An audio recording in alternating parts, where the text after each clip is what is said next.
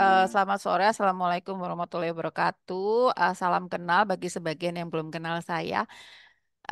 Nama saya Diah Puspita. Saya sejak 2000 praktek psikologinya beralih ke dunia ABK, lebih karena anak saya yang sekarang usianya 33 tahun itu autistik. Kebetulan anak saya tuh tidak termasuk yang bisa bicara, tidak termasuk yang bisa sekolah. Jadi saya banyak dapat pelajaran dari dia bagaimana merawat dan membesarkan anak dengan kebutuhan khusus ya. Karena dia sekarang sudah dewasa dan bukan termasuk yang bisa bermasyarakat dengan mandiri. Jadi saya tahu kira-kira ibu-ibu yang sekarang anaknya masih kecil-kecil ini kesalahannya di mana yang harus segera diperbaiki supaya nanti pada saat anaknya masuk usia sekolah, remaja, dewasa, kesulitannya tidak terlalu mengganggu kehidupan secara umum. Yang workshop hari ini adalah saya mereview video dan data yang Anda kirimkan. Itu sudah saya jalankan, sudah saya lakukan, dan dari situ saya dapat banyak ilmu pembelajaran masalah yang Anda hadapi itu masalahnya apa. Dari situ saya berusaha menjelaskan permasalahan Anda tuh sebetulnya apa sih? Ini loh, kita caranya tuh begini gitu ya. Kemudian saya harus memberikan tugas untuk diselesaikan hari ini eh, dan juga tugas untuk diselesaikan dalam waktu 7 sampai 10 hari karena kita akan ketemu lagi untuk membahas semua 2 minggu lagi yaitu Sabtu tanggal 17 Februari. Mengenai waktu nanti kita bisa koordinasi lagi apakah mau tetap jam segini atau mau lebih cepat. Nah, dari data peserta saya menyimpulkan saya dapat dapat pemahaman bahwa permasalahannya itu nomor satu adalah keterampilan komunikasi.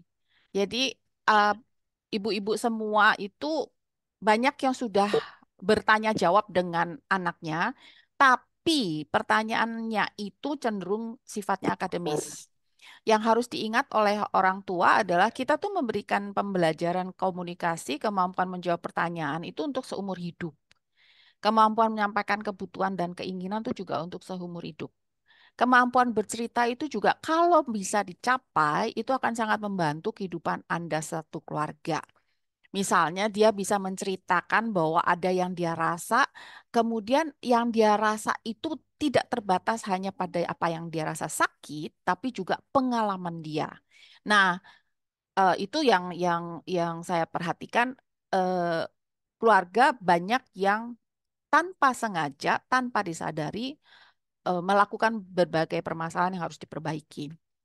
Kemudian permasalahan kedua yang saya lihat juga cukup dominan adalah perilaku.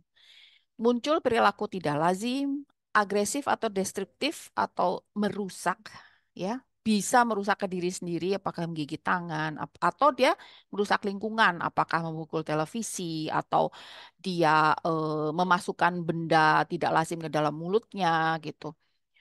Atau yang termasuk tidak lazim juga adalah kesulitan untuk berperilaku seperti yang seharusnya, misalnya tidur di tempat tidur. Dia maunya tidurnya di ayunan gitu. Dan yang paling sering terjadi adalah kepatuhan. Harusnya gini, saya bilang gini kok dia nggak begini kita. Kok dia di mall dia maunya lari-lari aja, harusnya kan dia biasa aja jalan dan sebagainya. Dan satu lagi yang saya perhatikan juga perlu kita sadari bersama, kita pahami bersama adalah mengenai pemahaman. Ya, nah, kalau bicara tentang komunikasi, mohon diingat sedikitnya harus ada dua pihak yang terlibat. Jadi kalau hanya salah satu yang ngomong, hanya salah satu yang memberi instruksi atau memberitahu, itu belum komunikasi. Efektif bila terjadi timbal balik, bukan satu arah aja. Efektif kalau kosakata dan bahasa yang dipakai dipahami dua belah pihak. Jadi kalau salah satu bicara tapi bicara dalam bahasa yang hanya dia yang pahami, yaitu bukan komunikasi, gitu. Efektif bila masing-masing pihak merasa nyaman dan masing-masing pihak mendapatkan kebutuhan atau keinginan.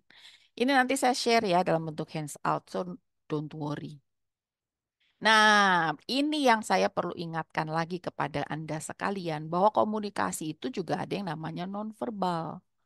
Ada ekspresi wajah, ada nada bicara, ada gerakan, ada bagaimana dia menampilkan dirinya, apakah dia membungkukkan badan atau dia tegak, ekspresi wajahnya atau tatap matanya itu menatap dengan emosi yang seperti apa, apakah dia happy atau dia terganggu, terus gerakan-gerakan apakah dia menunjuk atau mengarah ke sesuatu, postur tubuhnya itu membungkuk atau dia tampak tidak semangat, itu semua adalah sesuatu yang ingin dia sampaikan.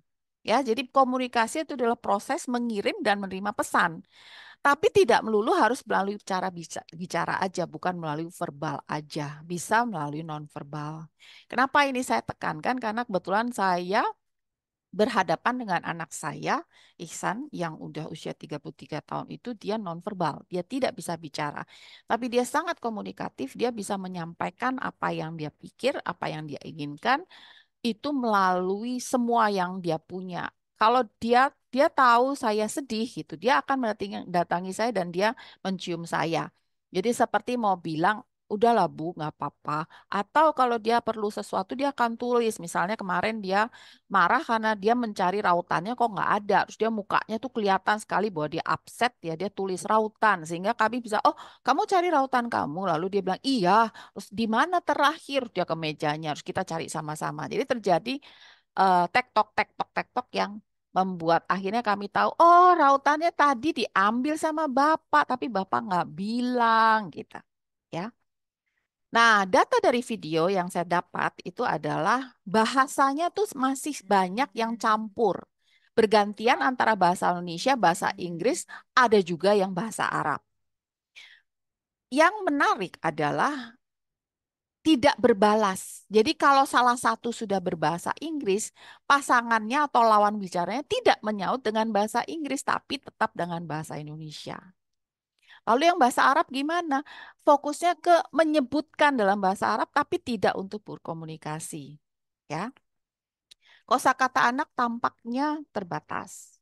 Itu aja. Bahkan ketika dia ditanya, dia tidak bisa menjawab, bukan karena kenapa-napa, lebih karena sepertinya dia tidak tahu ini pertanyaannya artinya apa. Kemudian si yang bertanya udah punya apa ya mindset harusnya jawabnya gini. Tapi kok anak ini nggak menjawab begini. Jadi ketika anak ini menjawab, jawabannya itu tidak didengar. Padahal jawabannya itu udah pas bener gitu ya. Pertanyaan yang diajukan itu lumayan membingungkan. Misalnya, kenapa? Ceritakan. Nah, itu bukan bukan pertanyaan yang dipahami oleh si anak. Sehingga anak gagal untuk menjawab bukan karena dia tidak bisa berkata-kata, tapi lebih karena eh, dia nggak tahu mau jawab apa. Oke? Eh, jawaban anak yang tidak selalu verbal itu alhasil tidak terlalu didengarkan atau disimak.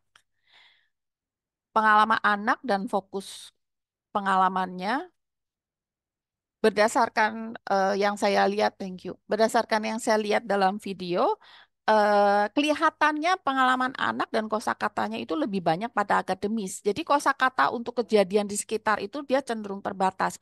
Contohnya begini, anak sedang bepergian dengan ibunya, ibunya itu di dalam mobil ya, ibunya itu tidak membuka wawasan anak tentang apa yang dia lihat di luar, tapi ibunya tanya jawabnya itu ke data diri.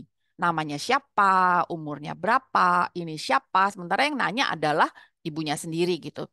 Halo, Halo, nama saya. nama Siapa namamu? Siapa? Aisyah, Nah, berapa umurmu? 3 tahun. Oke. Di mana alamatmu? Hataku indah. Baik. Dan jadi kosakata anak alhasil ya muternya di situ. Padahal harusnya pengalaman anak itu diperluas gitu. Bagian juga yang saya lihat mayoritas ya. Mudah-mudahan ini hanya terjadi di dalam video. Bisa aja saya salah dan kalau saya salah saya bersyukur sekali. Tapi di dalam video yang saya lihat adalah anak cenderung diberi pertanyaan bukan penjelasan. Ada satu dua ibu yang ngajarnya bagus banget. Saya acung jempol. Sayangnya cara mengajarnya belum efisien, belum efektif, sehingga terkesan sebanyak mungkin disampaikan, sehingga anaknya itu tidak ada kesempatan untuk menjelaskan dari pihaknya dia, langsung diberondong dengan pertanyaan gitu. Barangkali karena orang tua ingin kasih lihat ya kemampuan anaknya, barangkali, saya nggak tahu.